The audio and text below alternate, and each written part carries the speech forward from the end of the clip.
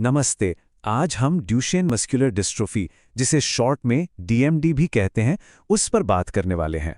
हमारी यह सारी जानकारी एम्स नई दिल्ली से मिली एक गाइड पर आधारित है, तो आप यकीन कर सकते हैं कि ये भरोसेमंद है। तो आज हम क्या क्या जानेंगे। सबसे पहले तो यही समझेंगे कि डीएमडी असल में है क्या। फिर देखेंगे कि ये होता क्यों है, मतलब इसके जेनेटिक कारण क्या है।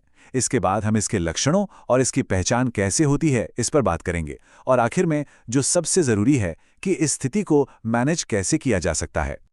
तो चलिए शुरू करते हैं हमारे सबसे पहले और बुनियादी सवाल से।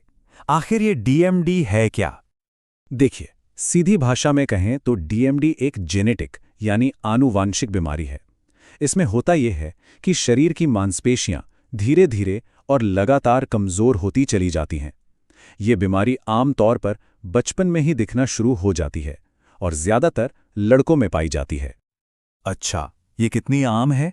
आंकड़े बताते हैं कि पैदा होने वाले हर 3500 लड़कों में से करीब एक को ये बीमारी होती है। अब ये सुनने में भले ही दुर्लभ लगे, लेकिन ये एक गंभीर स्वास्थ्य स्थिति है जिसके बारे में जानना बहुत ज़रूरी है।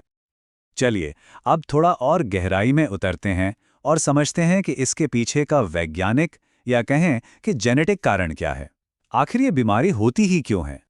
तो सवाल यही है कि डीएमडी का जेनेटिक आधार क्या है। इसका जवाब हमारे शरीर के अंदर ही हमारे क्रोमोसोम्स में छिपा हुआ है। इस बीमारी की सारी जड़ यही है।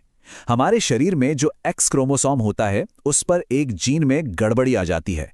अब इस गड़बड़ी की वजह से हमारा शरीर डिस्ट्रोफिन नाम का एक बहुत ही ज़रूरी प्रोटीन बनाना बंद कर देता है। ये वो प्रोटीन है जो हमारी मांसपेशियों को मजबूत और सेहतमंद रखता है। अब आप सोच रहे होंगे कि ये लड़कों को ही ज़्यादा क्यों होता है। तो देखिए, लड़कों में एक एक्स और एक वाई क्रोमोसोम होता है। तो अगर उनके उस अकेले एक्स क्रोमोसोम में ही खराबी आ जाए तो बीमारी हो जाती है। वहीं दूसरी तरफ लड़कियों में 2 एक्स क्रोमोसोम होते हैं। तो अगर एक में कोई दिक्कत आ भी गई तो दूसरा वाला स्वस्थ एक्स क्रोमोसोम काम संभाल लेता है और उन्हें इस बीमारी से बचा लेता है।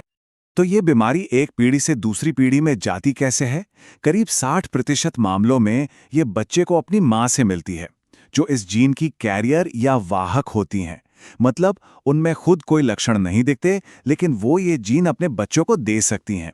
और बाकी के जो मामले हैं, उनमें ये परिवार में पहली बार होता है, यानी जीन में अचानक आए किसी नए बदलाव की वजह से। चलिए अब बात करते हैं उन लक्षणों की जिन पर ध्यान देना बहुत जरूरी है, और साथ ही ये भी जानेंगे कि डॉक्टर्स आखिर कैसे पता लगाते हैं कि किसी को डीएमडी है या नहीं।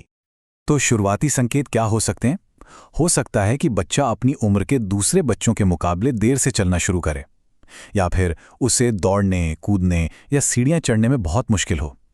बार बार गिरना और पंजों के बल चलना भी इसके कुछ बहुत आम लक्षण हैं।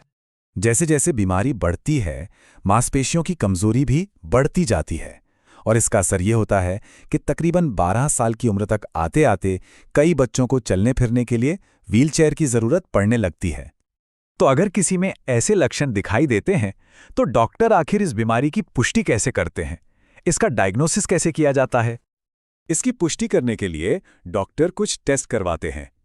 पहला है सीपीके ब्लड टेस्ट। ये खून में एक खास एंजाइम का लेवल चेक करता है जो डैमेज हुई मांसपेशियों से निकलता है।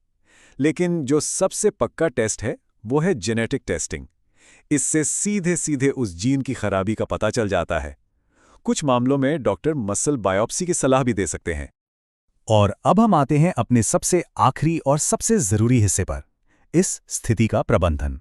जब ये पता चल जाए कि डीएमडी है, तो आगे क्या किया जा सकता है? देखिए, ये जानना बहुत ज़रूरी है कि फिलहाल डीएमडी का कोई पक्का इलाज नहीं है, लेकिन इसका मतलब ये बिल्कुल भी नहीं कि कुछ किया नहीं जा सकता। सही देखभाल और मैनेजमेंट के जरिए लक्षणों को कंट्रोल करने और जिंदगी की क्वालिटी को बेहतर बनाने में बहुत मदद मिल सकती है। इस मैनेजमेंट का एक बहुत ही अहम हिस्सा है फिजियोथेरेपी। इसमें जो हल्की स्ट्रेचिंग एक्सरसाइज होती हैं, वो मांसपेशियों को लचीला बनाए रखने में और जोड़ों को जाम होने से रोकने में बहुत मदद करती हैं।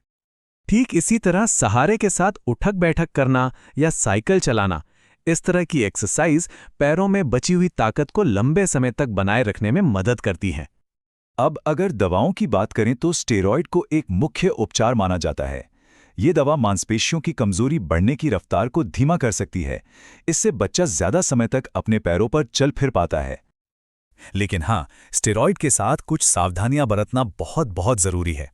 इसे हमेशा डॉक्टर की देखरेख में ही लेना चाहिए, ताकि वजन बढ़ने जैसे साइड इफेक्ट्स पर नजर रखी जा सके।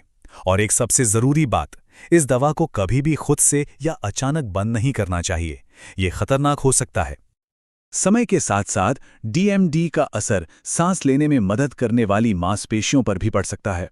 इसलिए रेस्पिरेटरी सपोर्ट यानी सांस से जुड़ी देखभाल भी बहुत ज्यादा जरूरी हो जाती है।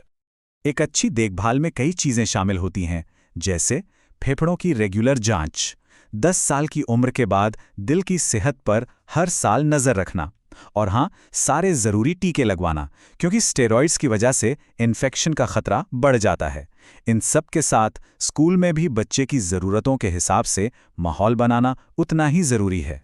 तो अब जब हमने ये सारी बातें जान ली हैं, तो मन में ये सवाल आता है कि सबसे जरूरी अगला कदम क्या होना चाहिए। एक बात हमेशा याद रखनी चाहिए कि ये जानकारी सिर्फ एक शुरुआती बिंदु है, एक स्टार्टिंग पॉइंट है। सबसे जरूरी कदम है मेडिकल एक्सपर्ट्स की एक पूरी टीम के साथ मिलकर काम करना, ताकि हर बच्चे की जरूरत के हिसाब से एक पर्सनलाइज केयर प्लान बनाया जा सके। क्योंकि सही मेडिकल सलाह और लगातार देखभाल ही आगे बढ़ने का सबसे सही रास्ता है।